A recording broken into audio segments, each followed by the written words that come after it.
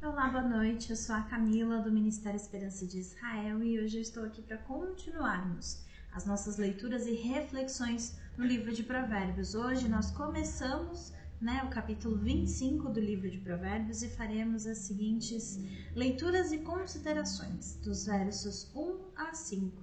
Então eu convido você a abrir a sua Bíblia no livro de Provérbios, capítulo 25, e acompanhar comigo essas leituras, reflexões e ponderações de tudo aquilo que o Senhor tem pra gente nessa noite. Livro de Provérbios, capítulo 25, verso 1, fala assim: Também estes são os provérbios de Salomão, os quais transcreveram os homens de Ezequias, rei de Judá.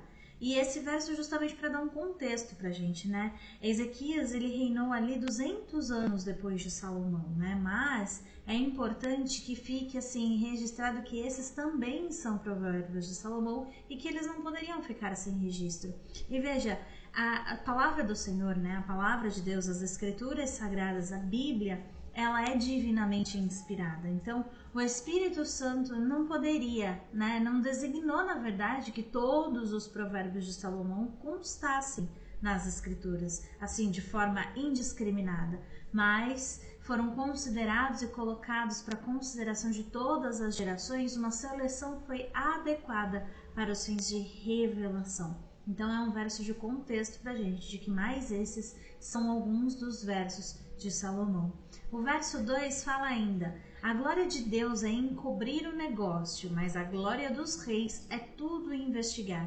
O livro de Deuteronômio, no capítulo 29, verso 29, fala que as coisas encobertas pertencem ao Senhor nosso Deus, porém as reveladas nos pertencem a nós e aos nossos filhos para sempre, para que cumpramos todas as palavras desta lei. No livro de Jó, no capítulo 29, verso 16, fala que dos necessitados era pai, e as causas de que eu não tinha conhecimento, inquiria com diligência. E ainda no livro de Romanos, capítulo 11, verso 33, que fala assim: ó profundidade das riquezas, tanto da sabedoria como do conhecimento de Deus, quão insondáveis são os seus juízos e quão inescrutáveis são os seus caminhos. Eu consigo fazer aqui uma primeira reflexão, considerando que a Bíblia, ela não é uma revelação de toda a sabedoria de Deus, né? Não nos foi revelado tudo, absolutamente tudo que o Senhor sabe, o que Ele tem conhecimento e entendimento, né? Até porque eu confesso crer que se o Senhor assim o fizesse, talvez a nossa natureza não suportaria, porque o Senhor, Ele é uma forma perfeita. Ele não tem limite nem fim, ele não tem começo nem meio, ele não se cansa, ele não dorme, ele não se alimenta, ele é perfeito, santo e espírito, ele não está detido num corpo ou num formato. Então, se o Senhor fosse assim revelar toda a sabedoria, todo o conhecimento, todo o entendimento dele, provavelmente a gente não suportaria. O nosso cérebro provavelmente não suportaria, nós não teríamos nem capacidade cognitiva de absorver o tamanho dessa sabedoria. Por que eu falo disso? Porque ainda assim, muito do conhecimento e muito do entendimento dele, ele revelou a nós através da palavra. Só que não está claramente revelado, não está escrito de forma que qualquer pessoa só num primeiro olhar desatento, ali numa leitura superficial, ele compreenda todas as coisas. Não, mas está disponível para aquele que busca com diligência. A sabedoria de Deus está à disposição de todos aqueles que se empenharem para alcançá-la. Então, e assim poder desfrutar desse manancial que é a sabedoria do conhecimento de Deus. Então, veja, por isso essa consideração do verso, Por isso que a glória de Deus é encobrir o negócio, mas a glória dos reis é tudo investigar. E essa figura dos reis é justamente para nos fazer compreender a seguinte questão, Aqueles que são reis, eles estão em posição de distinção, não só pela posição hierárquica que eles ocupam, mas pela posição de liderança que eles ocupam. Então, todo aquele que está numa posição de direcionamento de outros, de apoio de outros, de ajuda de outros, de liderança de outros, sejam reis ou sejam dirigentes, eles têm essa necessidade, essa característica que é necessária, Principalmente porque traz essa reflexão para a gente nesse verso de usar todos os meios que eles puderem para aplicar a justiça verdadeira, Então, estudar e entender qual é a política adequada, qual é o entendimento adequado, com profundidade e sabedoria, para assim julgar os povos com justiça ou liderar com justiça, certo?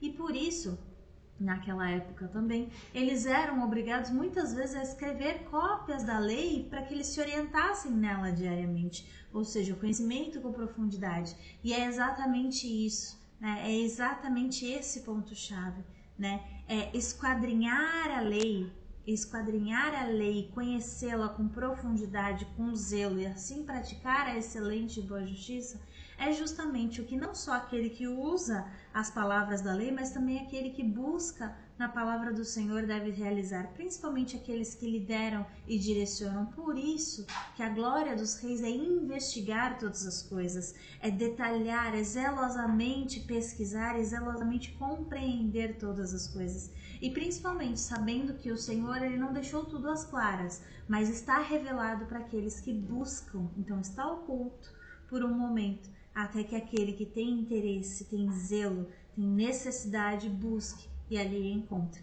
a palavra da verdade, da justiça e de sabedoria. E assim, né, possam julgar os seus povos. Verso 3 fala ainda: para a altura dos céus e para a profundeza da terra e para o coração dos reis não há investigação alguma. O livro de 2 Pedro, no capítulo 10, fala: mas principalmente aqueles que segundo a carne andam em concupiscências de imundície, desprezam as autoridades, atrevidos, obstinados, não receando blasfemar das dignidades. E 2 Pedro, capítulo 2, verso 12, fala também: mas estes, como animais irracionais que seguem a natureza, feitos para serem presos e mortos, blasfemando do que não entende, perecerão na sua corrupção. Judas, em capítulo 1, verso 8, fala: e contudo, também estes, semelhantemente adormecidos, contaminam a sua carne e rejeitam a dominação e difamam as dignidades. E Judas, capítulo 1, verso 10, fala: estes, porém, dizem mal do que não sabem e naquilo que naturalmente conhecem, como animais irracionais se corrompem. E parece que é um verso oculto, mas na verdade a reflexão que a gente tem que ter é: como a altura no céu e as profundezas da terra, novamente a figura do rei, né? O coração dos reis é insondável. Vamos pensar no rei como um dirigente, como um líder, como um gestor, como aquele que está diante de outros que precisam ser direcionados, né? Considerando que a honra do rei é pesquisar muitas coisas, aprender muitas coisas e compreender muitas coisas, o coração desse rei, desse líder, né, ou conselhos de estados mais profundos, eles não é que não podem apenas não ser pesquisados pelos seus súditos ou aqueles que estão sendo direcionados, né, mas aqueles que são governados é aconselhado de que eles não falem mal daquilo que eles não entendem, porque com profundidade o rei tem pesquisado e com complexidade ele tem praticado justiça. Veja, não é sobre não questionar, não é sobre não buscar compreender, não é sobre não esclarecer tudo aquilo que parece, né, duvidoso, enfim, mas não é por obediência cega, até eu poderia dizer, mas é porque o coração dos reis é insondável, porque os reis, ele tem esse líder, esse gestor, esse direcionador, né,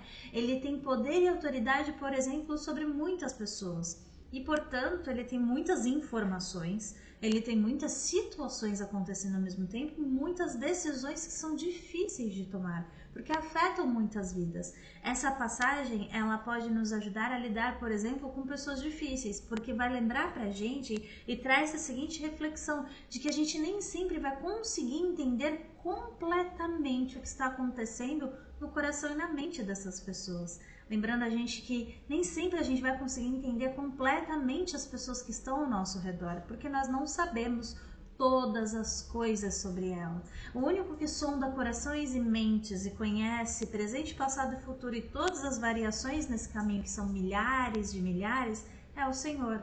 Nós vemos apenas a superfície das situações, a superfície dos dias das pessoas, a superfície. E fazemos o pré-julgamento com base naquilo que nós conhecemos, que nós entendemos e que nós já vivenciamos. Então é um lembrete para que nós não julguemos aquilo que nós não temos pleno conhecimento para julgar. né? Lembrando que a gente nem sempre pode entender completamente as pessoas que estão ao nosso redor, mas a gente pode buscar sabedoria do Senhor para lidar com elas e com as situações que as envolvem. O verso 4 fala ainda: tira da prata as escórias e sairá vaso para o fundidor. 2 Timóteo, no capítulo 2, verso 21, fala que de sorte que, se alguém se purificar destas coisas, será vaso para a honra, santificado e idôneo para o uso do Senhor e preparado para toda boa obra. Tirar escórias da prata era um processo de separação da prata com as matérias estranhas, orgânicas, sujeiras, enfim, toda a sorte de impurezas que vinham misturado com a prata, né? E esse era um processo muito bem conhecido da época, por isso que esse é um provérbio, para que as pessoas tivessem facilidade e entendimento da metáfora, né? E aí, quando acontece a remoção da escória da prata, essa prata purificada, ela estava pronta. O artesão, assim, conseguia trabalhar nela tranquilamente porque ela estava purificada. E numa primeira tomada a gente pensa assim, e esse provérbio então é simples, né? Purifique a prata e aí você pode fazer uma taça, ou seja, sacode tudo que tem de ruim, de mal, de impureza, de, né, problema ou pecado, e aí vai dar tudo certo, né? Mas o verso 5 ele é um complemento, então se a gente pudesse só dar um gancho, né? Se você tira você purifica a prata, você afasta, por exemplo, do rei, dos líderes ou de qualquer meio de sociedade os maus, aquele que está em posição de liderança, ele consegue governar com justiça e manter um reino estável. E aí o verso 5 fala assim: tira o ímpio da presença do rei e o seu trono se firmará na justiça. No livro de Provérbios, capítulo 20, verso 8, fala que assentando-se o rei no trono do juízo, com os seus olhos dissipa todo o mal. Discerne, separa, né? E é exatamente para fechar o entendimento do verso 4, né? Quando os ímpios, quando os maus, quando os perversos, quando os transgressores, eles são tirados da presença do gestor, do rei, do líder, do dirigente, né? Como a escória é separada da prata, aí então esse trono ele é firmado, porque não é só o rei enxergar, perceber e detectar aquele mal, mas o rei, o dirigente, o líder, ele tem essa prerrogativa, é necessário que ele vendo, identificando, ele corrija. E aí, com isso, ele confirma aquele governo, ele assegura a continuidade do seu governo, por exemplo, no caso de um rei, da sua dinastia, do seu legado, né?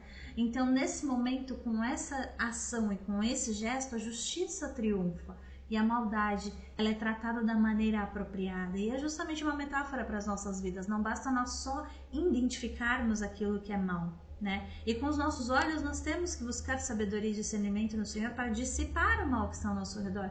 Mas não basta a gente enxergar, precisa que nós enxerguemos e nos afastemos, nos apartemos e corrijamos aquilo que há de errado, né? Existe uma expressão na tradução das Escrituras que mate o ímpio da face do rei e o seu trono prosperará em retidão. É importante manter esse entendimento conosco. Não é uma filosofia, é uma verdade, um aconselhamento, um provérbio de aconselhamento do Senhor, né? Nós temos esse lembrete de remover o que é ruim e manter o que é bom, para que assim a sabedoria e a justiça prevaleçam em nosso meio, em nossa vida, em nossos projetos, em tudo aquilo que nós nos propomos a construir, a auxiliar os outros, a aconselhar. E não tenhamos medo, não tenhamos jamais medo, e não nos acovardemos de assim agir. Antes, busquemos a sabedoria do Senhor para agir com o devido equilíbrio, com o devido respeito, com a devida honestidade e humildade, mas sempre lembrando que o Senhor nos chama para o caminho da luz, da justiça e da verdade. Então nós não podemos misturar os nossos valores, os nossos caminhos, nem mesclar eles com as trevas que habitam na nossa sociedade. Essas são as reflexões nessa noite. Esse é o nome do vídeo dessa noite, né? Mantenha o que é bom, né? E remove o que é ruim e retém o que é bom, descarte o que é ruim e mantenha o que é bom. E assim, todas as nossas ideias e planos prosperarão no Senhor, e o Senhor nos ajudará cada vez mais a discernirmos aquilo que é bom do que não é. Eu agradeço muito a tua companhia até aqui e, se o Senhor assim permitir, na próxima quinta-feira continuaremos as leituras e a reflexão sobre o capítulo 25 do livro de Provérbios. Mais uma vez, muito obrigado pela tua companhia e que Deus te abençoe.